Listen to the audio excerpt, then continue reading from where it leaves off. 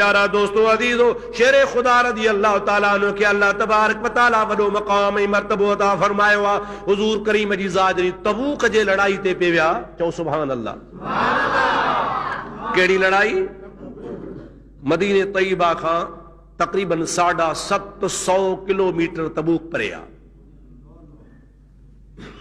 उहद शरीफ जे भर मां रोड निकिरे थो, बड़ो बोर्ड लगो पियो आहे, तबूक 700 किलोमीटर ही कुछ किलोमीटर वधे, तकरीबन 750 किलोमीटर। मई जो महीनो आहे, मई जून, सख्त गर्मी। ऐं तव्हांखे ख़बर आहे अरबस्तान जी केॾी शदीद गर्मी हूंदी आहे, पहाड़ी इलाइक़ो। हुज़ूर सल्लल्लाहु अलैहि वसल्लम तबूक रवानगी फरमाई, सफ़र शुरू फरमायो।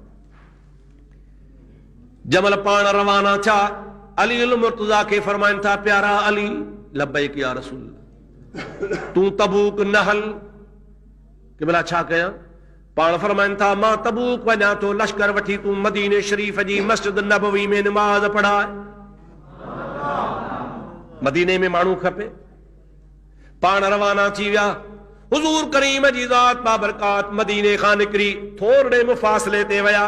हिकिड़ो शख़्स आहे जंहिंजो नालो आहे सईद, अकलो तो नौजवान पुट आहे। माउ खे, पोड़ी माउ खे, अम्मा जे पेरनि ते किरी चवे थो, अम्मा मूंखे मोकल ॾे त मां बि नबी करीम सां गॾिजी वञा। माउ थी चए, बाबा लड़ाई आहे, लड़ाई में माण्हू शहीद थींदा आहिनि, क़तल थींदा आहिनि, मारिजी वेंदा आहिनि, ऐं मुंहिंजो सहारो तूं अकेलो पुट आहीं, तंहिंजे करे मुंहिंजी दिलि तोखे नथी इजाज़त ॾे। पुट रोई ॾिनो, माउ जे कदमनि ते किरी पियो, यार ओए मुंहिंजी अम्मा मूंखे इजाज़त ॾे, मां रसूलुल्लाह सां गॾिजी वञा। जमल तमाम ज़ारो ज़ार रोअण लॻो नौजवान। मां हुनखे हुज़ूर जी ख़िदमत में वठी आई, हुज़ूर खे बाह ॾई, क़िबला ही सईद जी बाह तुंहिंजे हवाले आहे, पर तोखां वापसि वठंदसि। चओ सुभान अल्लाह। माई ज़मानत पई वठे। माई जो ईमान आहे, हुज़ूर हा कंदो त इंशाअल्लाह शहीद कोन थींदो। रहमत वारे नबी तां कुर्बान वञा, हबीब जी ज़ुबान मां निकिरियो हा। अल्लाह ताला फरमाईंदो आहे, वमा यंतिकु अनिल हवा इन हुवा इल्ला वह्युन यूहा। अल्लाह तबारक व तआला जल जलालहु मन वालू जी ज़ात बाबरकात फरमाए थो, मुंहिंजो हबीब कलाम न कंदो आहे, कलाम तरगिया इत्तिफाक सां लॻी आहे। चंद माण्हू शहीद थिया आहिनि, ऐं उन्हनि शहीदनि में सईद बि शहीद थी वियो। पाण करीम अलैहिस्सलाम जी ज़ात हुनजो जनाज़ो बि पढ़ायो आहे, दफ़न बि करायो आहे। काथे? तबूक में। 700 किलोमीटर परे वापस आ। जमल तबूक खां वापस मदीने पहुता।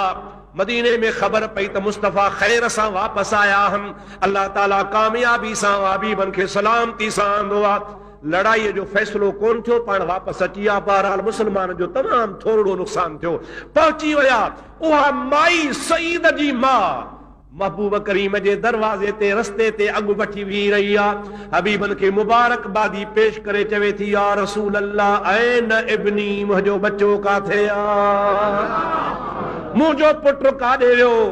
हबीबन खे ख़बर ही त मां हा बि कई हुई त तोखे वापसि आणे ॾींदुसि। वाइदो थी वियो, वरी शहीद बि थी वियो, जनाज़ो बि पढ़जी वियो। हाणे महबूब पाक फिक्र में अची विया, गौर में अची विया त वाइदे ख़िलाफ़ी थी। माई छा चवंदी? इमामुल अंबिया जी ज़ुबान मां ॻाल्हि निकतल कूड़ी कान थींदी आहे।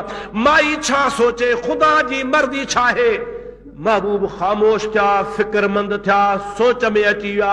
महबूब खे फिक्र थियो। अल्लाह ताला जी ज़ात बाबरकात जिब्रील खे रवानो फरमायो आहे, ओ मुंहिंजा हबीब, फिक्र जी ज़रूरत कान्हे। हे अर्श तुंहिंजे लाइ, ज़मीन तुंहिंजे लाइ, आसमान तुंहिंजे लाइ, 7 ज़मीनूं तुंहिंजे लाइ, काइनात तुंहिंजे लाइ, सॼो जहान तुंहिंजे लाइ पैदा कयो अथमि। तुंहिंजी ज़ुबान कूड़ी करणी कान्हे का। हथ खणणु तुंहिंजो कमु आहे, ज़मीन सोढ़ी करणु मुंहिंजो कमु आहे, सईद खे ज़िंदा करे आणणु मुंहिंजो कमु आहे। तुंहिंजी ज़ुबान कूड़ी न थींदी।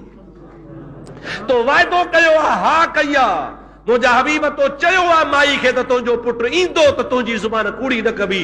मां अल्लाह आहियां कुल मही युहियल इज़ाम वहिय रमीम कुल युही अल्लज़ी अंशाहा अव्वल मर्रह। अल्लाह जो क़ुरान थो फरमाए त माण्हू चवंदा हा मई युहियल इज़ाम वहिय रमीम, हॾा ॻरी वेंदा केरु जीआरींदो। माण्हू खे शक हूंदो हो मरण खां पोइ केरु उथंदो। कुल युही अल्लज़ी, चओ मुंहिंजा हबीब उहो ई जीआरींदो जंहिं अल्लाह अव्वल में पैदा फरमायो आहे। रब फरमाए थो क़यामत में किरोड़े उथारींदुसि जे हिकिड़ो तुंहिंजे करे हाणे उथारियो त मुंहिंजी कुदरत खे लोॾो कोन ईंदो। हबीबन जे ज़ुबान तां, हबीब जे दिल मुबारक तां, महबूब जे फिक्र मुबारक तां, मुंहिंजे हबीबन करीमन जे सीने मुबारक तां वज़न लही पियो। हबीबन हथड़ा खया, दुआ फरमायूं, औरत खे फरमायूं तुंहिंजो पुटु अचे थो। मुंहिंजा दोस्त असहाब ई हैरान थी विया। अल्लाह ज़मीन खे हुकुम फरमायो आहे तबूक वारी ज़मीन, मदीने वारी ज़मीन सोढ़ी थी वञ, मुंहिंजे हबीब जे गुलाम खे मदीने पहुचा। हबीबन करीमन सल्लल्लाहु अलैहि वसल्लम उनखे फरमायो तुंहिंजो पुटु मौजूद आहे त सईद माउ जे आॾो मौजूद बीठो आहे।